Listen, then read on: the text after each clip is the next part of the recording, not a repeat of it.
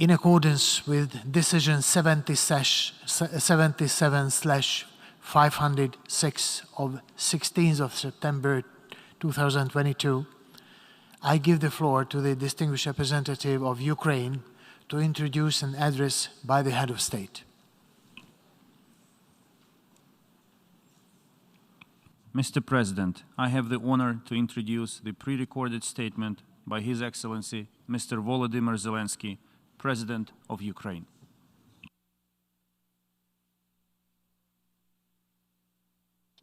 Greetings to all people of the world who value peace and unity between different and equal nations.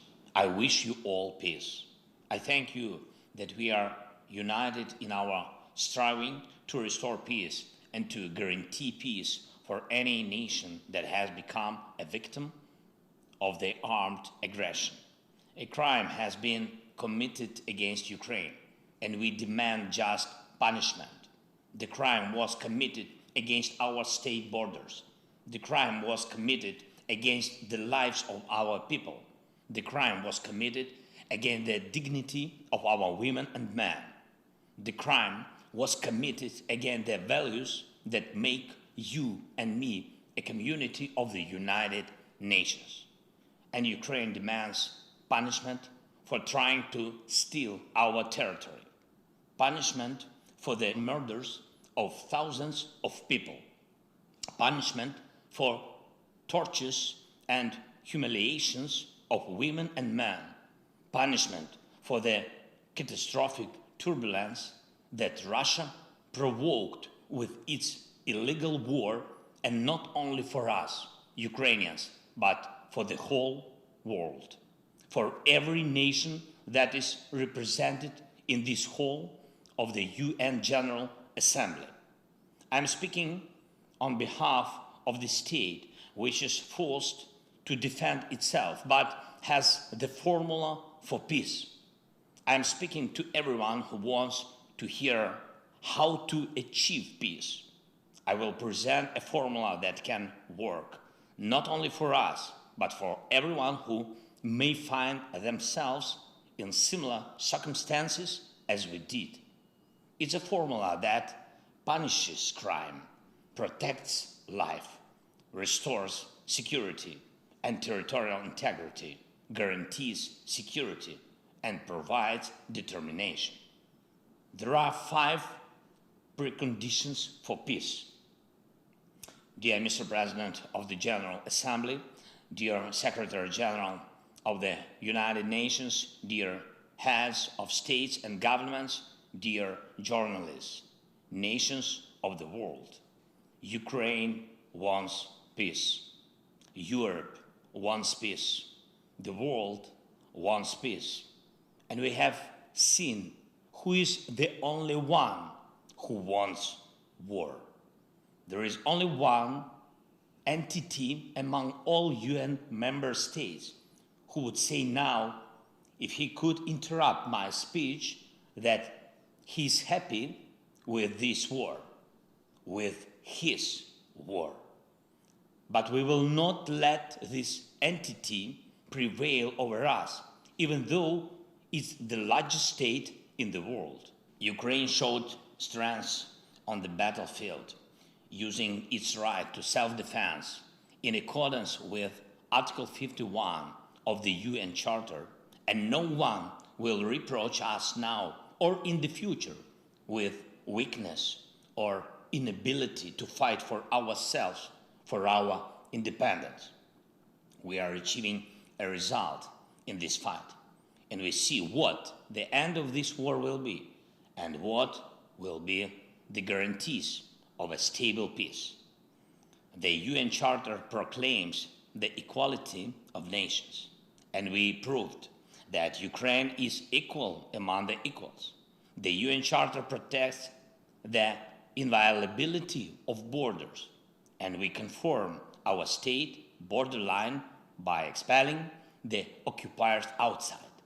The UN Charter stipulates the value of human rights, dignity, and life, and we also stipulate them with every Ukrainian city freed from Russian occupation. We didn't provoke this war.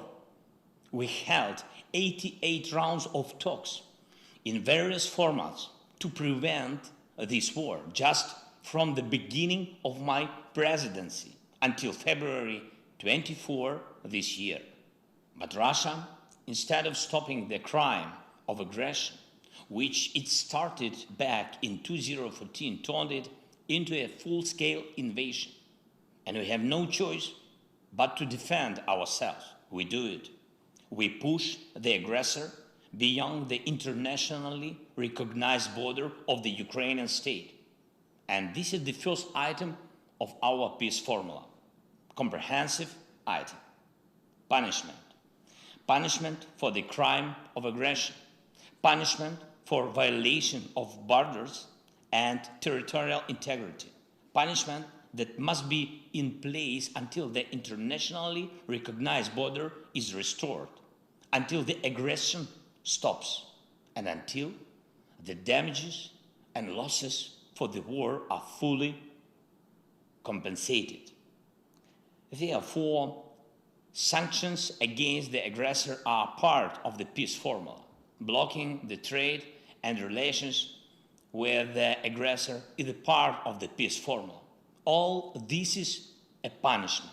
So long as the aggressor is a party to decision-making in the international organization, he must be isolated from them, at least until aggression lasts. Reject the right to vote, deprive delegation rights, remove the right of veto if it is a member of the UN Security Council, in order to punish the aggressor within the institutions. We shouldn't turn a blind eye to propagandists who justify aggression, but apply a full package of personal restrictions against them. That is a punishment for lying. Citizens of the aggressor state shouldn't be allowed to enjoy tourism or shopping in the territory of those who value peace, but should be encouraged through visa restrictions to fight against the aggression of their own state. Punish for abetting the evil.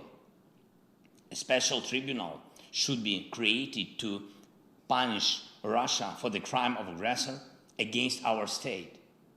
This will become signal to all would-be aggressors that they must value peace or be brought to responsibility by the world. We have prepared precise steps to establish such tribunal. They will be presented to all states. Ukraine will appeal to the UN General Assembly to support an international compensation mechanism. We count on your support. Russia should pay for this war with its assets. It's also a punishment. This is one of the most terrible punishments for Russian officials who value money above everything else. The second item of the peace formula is the protection of life, the most concrete item. Now, while the sessions of the General Assembly continue in the Ukrainian town of Izum, Kharkiv region, the exhumation is underway of bodies from a mass burial which happened when the territory was controlled by Russian troops. The bodies of women and men, children and adults, civilians and soldiers were found there, 445 graves. There is a family that died under the rubble of a house after a Russian airstrike. Father, mother, 6 and 8-year-old girls, grandparents. There is a man who was strangled with a rope. There is a woman with broken ribs and wounds on her body. There is a man who was castrated before the murder, and this is not the first case. Ask, please, the representatives of Russia why the Russian military are so obsessed with castration. What was done to them so that they want to do this to others. The only thing that differs the mass burial in Izum from what the world saw in Bucha is in fact the burial. The Russian army was in Izum for a longer time, and therefore the bodies of the killed people were buried and not scattered on the streets. So how can we allow the Russian army somewhere on Ukrainian soil, knowing that they are committing such mass murders everywhere? We cannot. We must protect life. The world must protect life. Every state suffering the armed aggression needs the opportunity to protect its citizens and liberate its territory. If it requires help with weapons or shells, they should be provided. If you needed financial help for this, it should be given. If for this it's necessary to help with intelligence data, just do it. But what is not needed is lies. We can return the Ukrainian flag to our entire territory. We can do it with the force of arms, but we need time. We tried to speed it up. We tried to implement the basic provisions of the UN Charter for Ukraine through negotiations, but Russia is afraid of real negotiations and doesn't want to fulfill any fair international obligations. It lies to everyone, as it's typical for aggressors, for terrorists. Even now, when Russia talks about negotiations, it only wants to slow down its retreat. Russia wants to spend the winter on the occupied territory of Ukraine and prepare forces to attempt a new offensive, new Buchas, new Izums, or at least it wants to prepare fortifications on occupied land and carry out military mobilization at home. We cannot agree to a delayed war because it will be even hotter than the war now. For us, this is a war for life. That is why we need defense support, weapons, military equipment and shells. Offensive weapons and long-range one is enough to liberate our land, and defensive systems, above all air defense. And we need financial support to keep internal stability and fulfill social obligation to our people. Physical and social protection are two elements of any nation's life. So, the second item of our peace formula is the protection of life by all available means allowed by the UN Charter. The third item of our peace formula is restoring security and territorial integrity. Look at how many elements of global security Russia has undermined with its war. Maritime safety, food safety, radiation safety, energy safety, and safety from weapons of mass destruction. We are already restoring maritime safety and food security, and I thank Mr. Antonio Guterres for his personal involvement.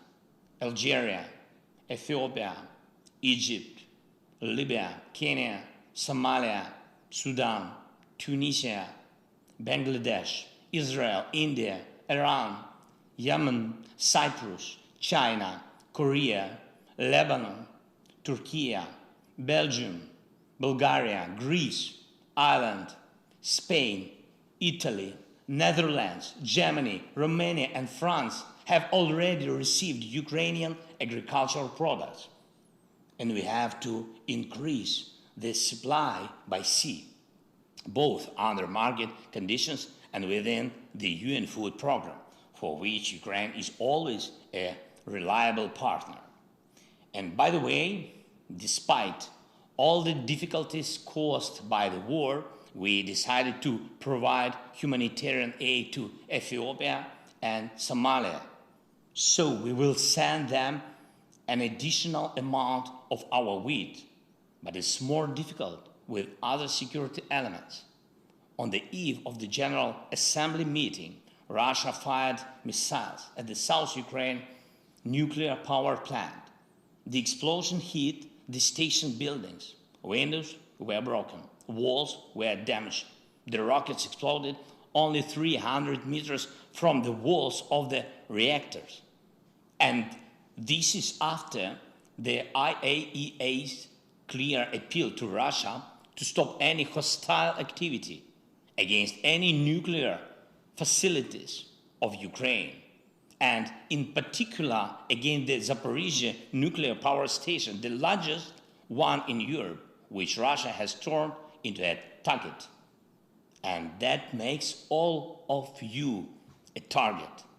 Russian radiation blackmailing is something that should concern each and every one of you, because none of you will find a vaccine against radiation sickness. The cost of living crisis continues in dozens of countries. It roots in the destabilization of the energy market. It's necessary to remove the main factor of global price turbulence, namely Russian energy blackmailing. It's necessary to cap the prices at which Russia exports its energy resources. It's necessary to make Russian oil and gas just ordinary goods again. Currently, oil and gas are Russia's energy weapons. And that is why it manipulates the markets so that electricity, gas, petrol, and diesel become the privilege of few instead of being a common goods available to all. Limiting prices is safeguarding the world. This is the way to restore energy and price security. But will the world go for it? Or will it be scared? Will it be scared of Russian threats?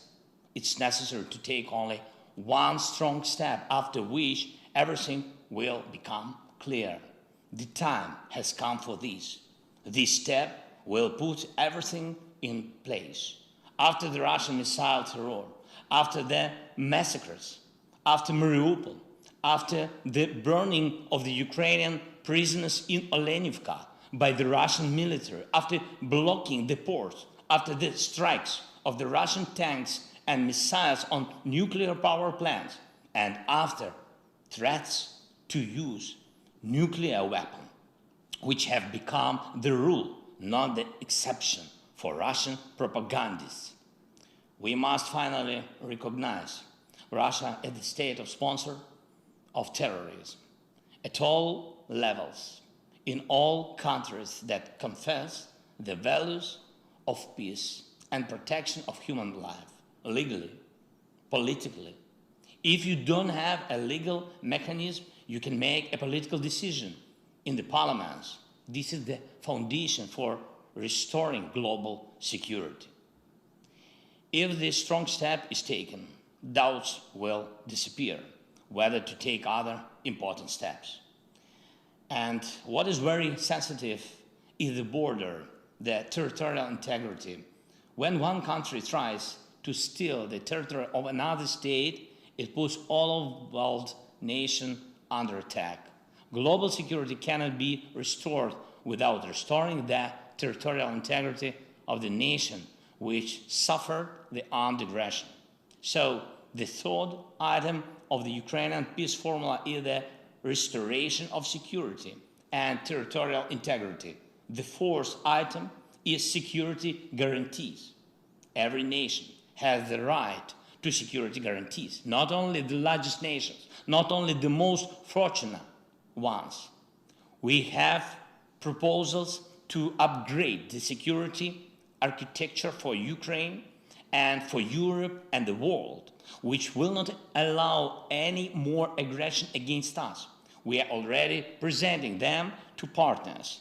Proposals for legally binding multilateral and bilateral treaties. These are the conditions for the guarantors to act and the timeline for their actions to bring results. Results on land, at sea, and in the air, in diplomacy and politics, in economy and finance, in providing weapons and intelligence. Each of you who will receive the text of our peace formula will also see the details of what we offer as security guarantees. I do not want to compare our offers with the guarantees of any alliances that exist on the planet now. I want to stress that it is always much better to guarantee the security of a nation preventively rather than to stop a war after it has already begun. And the fifth item of the Ukrainian peace formula is the determination, something without which the other four items will not work. This is our determination to fight. This is the determination of the partners to help us and also themselves. And this is the determination of the world to unite around the one who fights against armed aggression and to call to order the one who threatens all. So, all five items of our formula: punishment for aggression, protection of life, restoration of security and territorial integrity, security guarantees, and determination to defend oneself.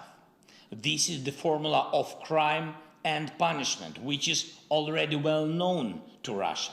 And this is the formula of justice and law, an order that Russia has yet to learn, as well as any potential aggressors.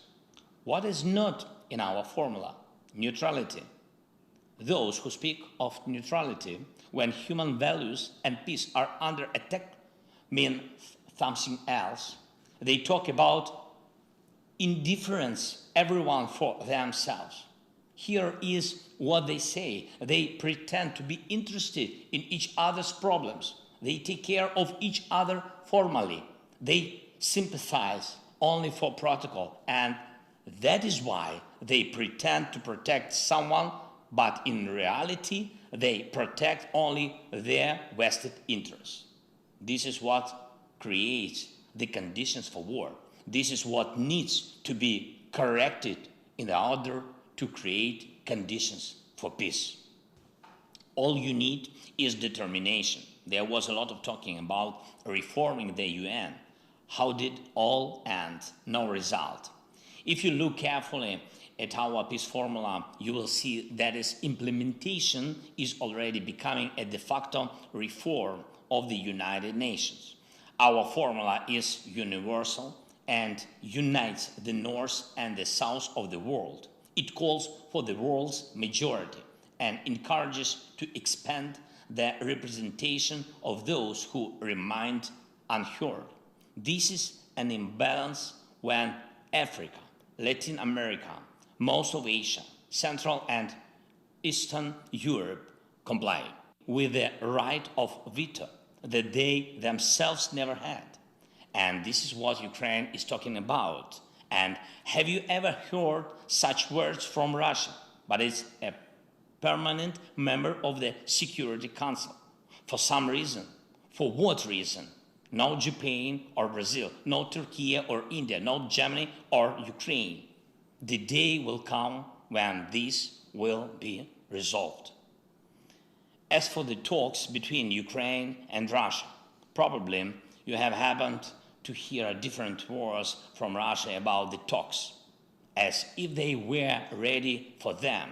But they talk about the talks but announce military mobilization.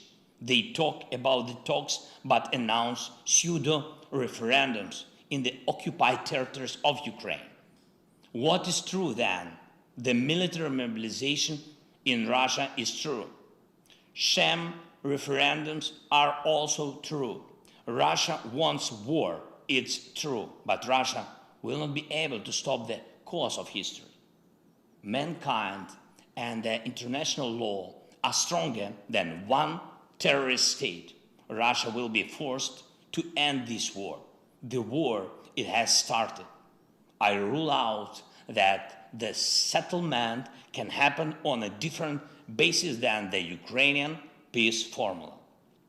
The further the Russian terror reaches, the less likely it's that anyone in the world will agree to sit at one table with them. And if my words will be followed by new Russian missiles and acts of terrorism, it will only prove their weakness, Russia's weakness, its inability to prevail over us, its inability to prevail over the world. It will only prove that 5 items of the Ukrainian peace formula must be implemented as soon as possible. We are ready for peace, but true, honest and fair peace. That's why the world is on our side.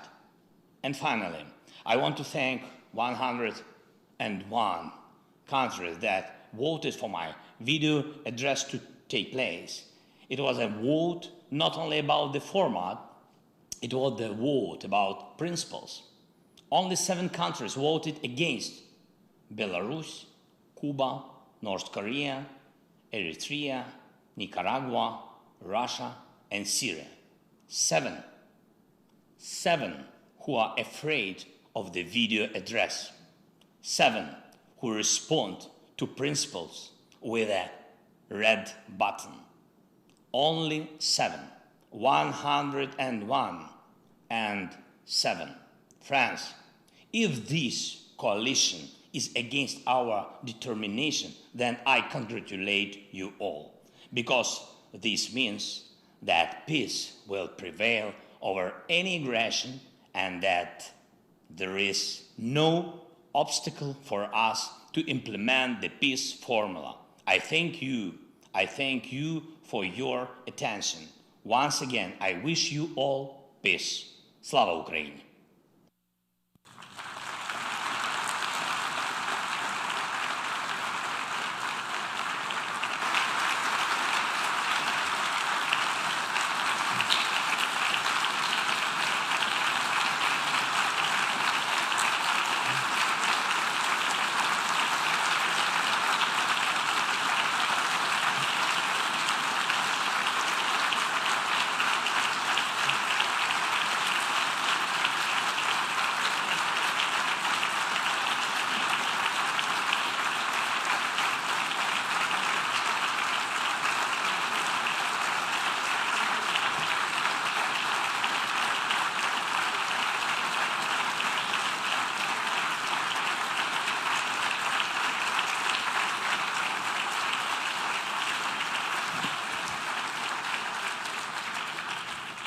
On behalf of the Assembly, I wish to thank the President of Ukraine for his statement just made.